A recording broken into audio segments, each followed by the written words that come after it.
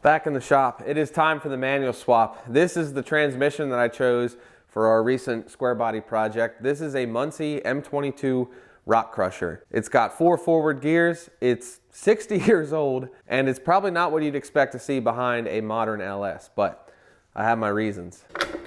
Let's check it out.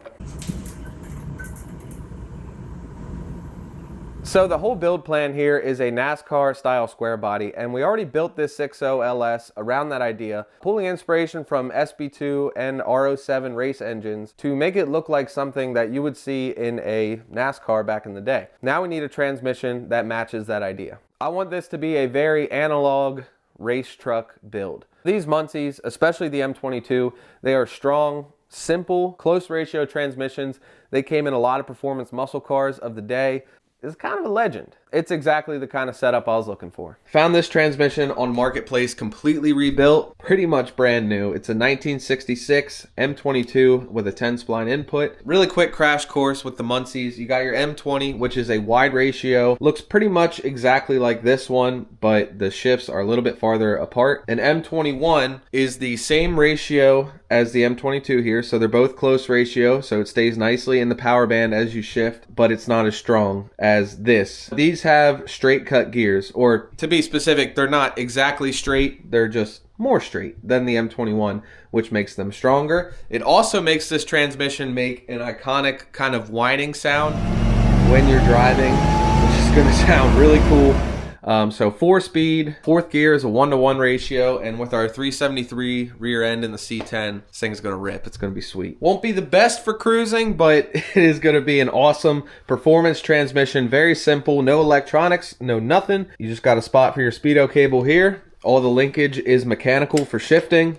I already have a Hurst competition shifter for a C10. Mounted up on here. Down to the floor we go. So we can test fit everything and make sure we're gonna be able to adapt the Muncie to the LS. Now, obviously, this was never meant to happen because they're like 30 years apart in existence, but it's actually pretty easy to do so using some of these parts, most of which are OEM, by the way. The Flywheel, the Bellhousing, you can use the standard clutch if you want, so really the only aftermarket thing is this hydraulic throwout bearing from American Powertrain. So first is this LS7 Pilot Bearing. This is gonna get driven right here into the LS crank. That is gonna allow the Muncie input shaft, as you can see, it slides right over there. So that all is gonna fit and work together. And I will have part numbers and links to all of this stuff down in the description. We're just gonna drive this in, real nice and straight like.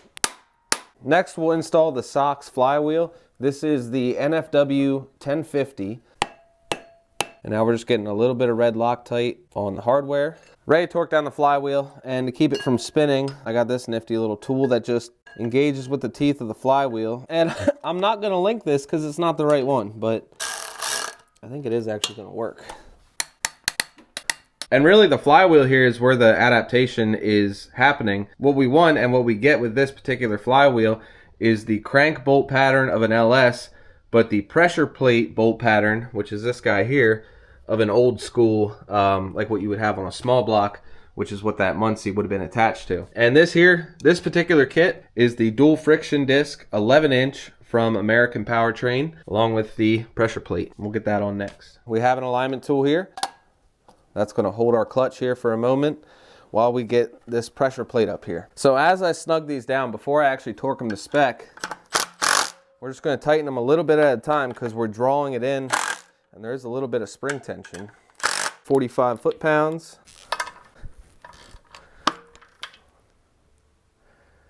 Why did that just happen? That ain't right. So, something happened. Please learn from my mistakes. I assumed, because it was a standard GM pressure plate with a standard GM flywheel, that it'd be the regular 3/8 bolts. So this is the ARP pressure plate bolt set, which are 3/8. You saw when I was torquing it down there, everything threaded in fine, and you can see here, like, it's threading in fine. But once you go to torque it, it strips the threads. After a bit of research, come to find out it's actually a metric M10 hole.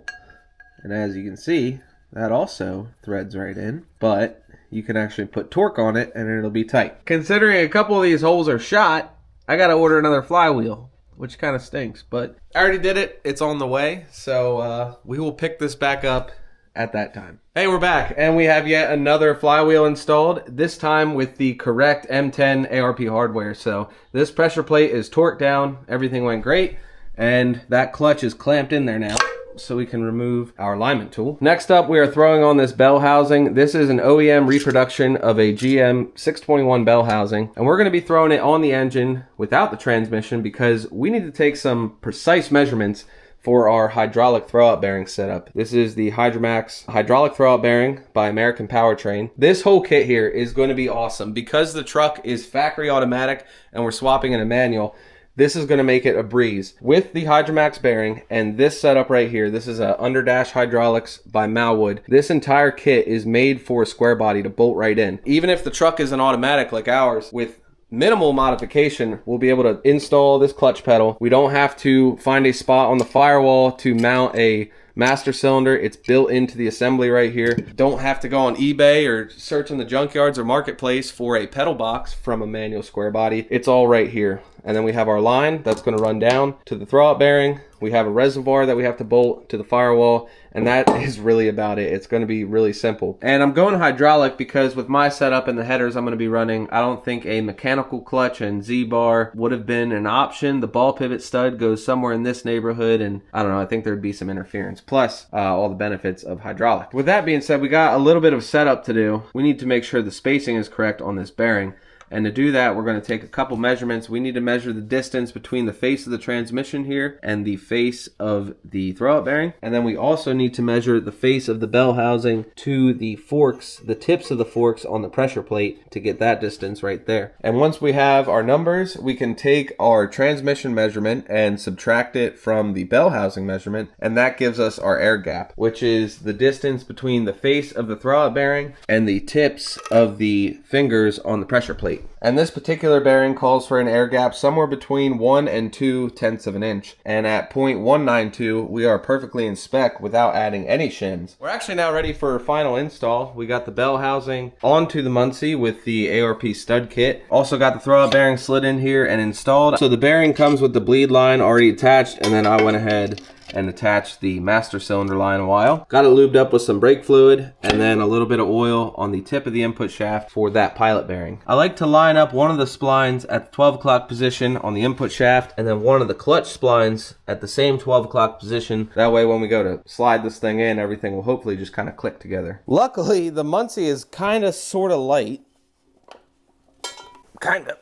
But we'll get it lined up.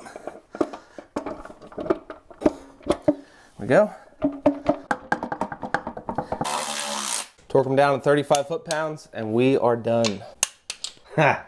It is fully installed. Well, kinda. I gotta get some different hardware. The shoulder of the bolt here was kinda hitting the bell housing, so need 2 different bolts for these 2. Otherwise, we're pretty much ready to go. So when I bought this Muncie, it was just the bare transmission. Got this shifter separately. Pretty easy to set all that up.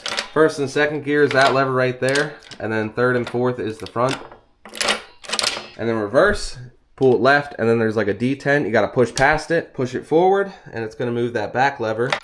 There you go, there's reverse. So, reverse, we got first, second, third, and fourth. We do already have a C10 specific cross member. That's gonna work well with the Muncie. And then the only other weird thing is the drive shaft. I'll be able to reuse the drive shaft from the Turbo 400, but I'll have to get a different yoke for the output shaft here. We'll have to get it in the truck first and take a measurement, see what we need. One thing I love is how simple this whole system is going to be. All the hydraulics are right here. No mechanical linkage. All the shifting is mechanical. There's no trans cooler lines or nothing to worry about. It already has a provision for the GM Speedo cable that's already in the truck. That's going to plug right in there, no problem. And then all the stuff we can delete on the truck, like the column shift for the automatic and the trans cooler lines, and it's just going to free up a lot. It's going to be very simple, which is really cool and exciting. So we are one step closer to getting this dropped into the truck. We got a few things to clean up with the firewall in the next video. Take care of some of the engine management stuff, like our MSD ignition. That's gonna wrap it up for this one, guys. I hope you enjoyed it. Check out some merch, jeepandjimmy.com. Take it easy. I'll see you in the next one.